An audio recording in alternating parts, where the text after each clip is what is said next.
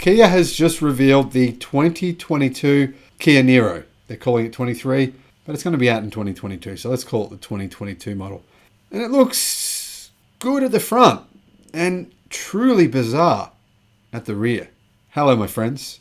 Welcome to the channel. You are watching The Electric Viking. My name is Sam Evans, and it's fantastic to see you here today.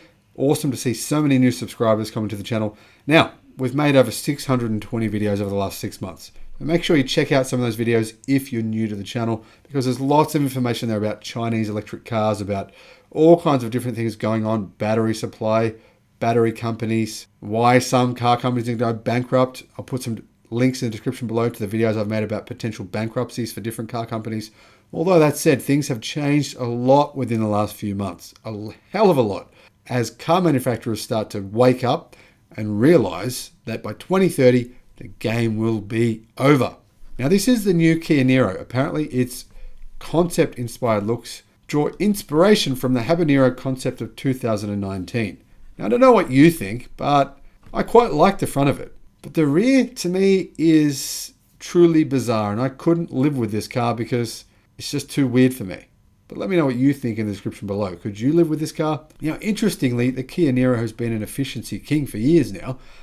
Who knows why, but it's so much more efficient than the Hyundai Ioniq 5. It's going to be interesting to see if it maintains that efficiency lead over many other models. But, unfortunately, Kia has been lips tight about specifications. So there's not a whole lot I can tell you, but there's a few things. Now, around 5 years have passed since the original Kia Niro came out, so it's high time they updated it. I actually think car manufacturers should do something more like what Tesla does, where they just update their cars constantly as they get new technology. Just change things constantly. To me, that makes more sense. The new Niro styling draws inspiration from the Habanero concept of 2019, with a unique take on Kia's Tiger Nose grille, a distinctive front LED lighting signature with heartbeat daytime running lights, and a rugged lower skid plate on hybrid models, all featuring up front. Now, in terms of the ruggedness, this is not the kind of car you want to take off-road. Sure, you can drive it on a gravel road, but it's not an off-roading vehicle at all. And if Kia is giving you that impression, then it's the wrong one. Now, towards the rear, the vertical LED tail lights sit on either side of the minimalist tailgate. Buyers can option a two-tone paint scheme, which instead of a contrast roof sees the rear pillar finished in one of a selection of contrasting hues, including grey and red. Not my taste at all. But anyway, electric models add a charging port between the upper and lower front grills, plus a restyled lower bumper design.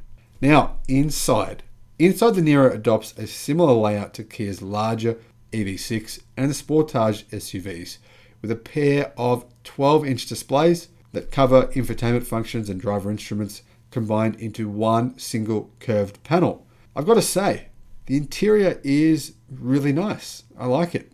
I could live with that interior. Now, there's other cabin highlights, including a 2-spoke steering wheel, electronic rotary gear selector, a touch-heavy climate control panel, ambient lighting, and provision of a green zone drive mode that locks the car's driveline into all-electric mode when in a designated green zone, which obviously that's a feature of the plug-in hybrid, not of the full electric car. You don't need to do that to turn on the greenness.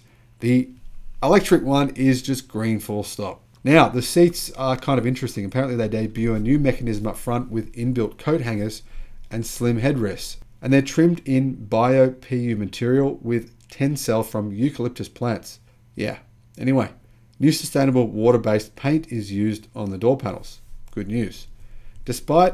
Now, details of all powertrains, like I said, have not yet been announced, though Kia has confirmed self-charging hybrid, plug-in hybrid, and all-electric powertrains will be available, with all three set to be offered at launch globally. Now, rumors suggest that the electric vehicle will have a similar sized battery of 64 kilowatt hours, and it's a ternary battery. It's not an LFP battery. So if you're after a vehicle with LFP battery, which I personally, I recommend that, highly recommend it. Those batteries will probably last twice as long as a ternary battery.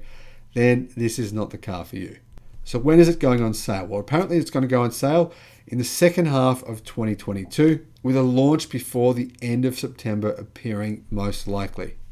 Now stay tuned to the Electric Viking for more details on this car. As soon as the full specifications come out, I'll release those and I'll give you my opinion on those. I'll tell you how they compare to other vehicles and whether or not you should actually consider buying one of these. Now, currently, Hyundai makes some pretty good electric cars. The Ioniq 5 is one of my favorite vehicles, one of my top 3 electric vehicles globally. Now, I still am angry at Hyundai for not building enough of these things. The majority of them they make just go to people in South Korea. They only export a pretty small number. So if you want an Ioniq 5 and you're in the United States right now, too bad, you can't get one. No one knows when they're coming. Hyundai won't say. They haven't even tested the EPA rating there. In Australia, they said they're going to give us 500 next year, and they just made everyone fight over them. They said they're going to be available at, like 11 a.m. in the morning. You have to jump on the website. The website crashed, and they're all sold out in 10 minutes. And there was 10,000 people here in Australia that wanted them. You can imagine they could probably sell 100,000 a month if they made them. But unfortunately, Hyundai, like I said, is not fully into electric cars. Though they're making some damn impressive ones lately. It's a pity. If they only went 100% into them, imagine the market. They could massively increase their market share. Thanks for watching the video. Been great having you. Looking forward to seeing you again on the next one. Bye-bye.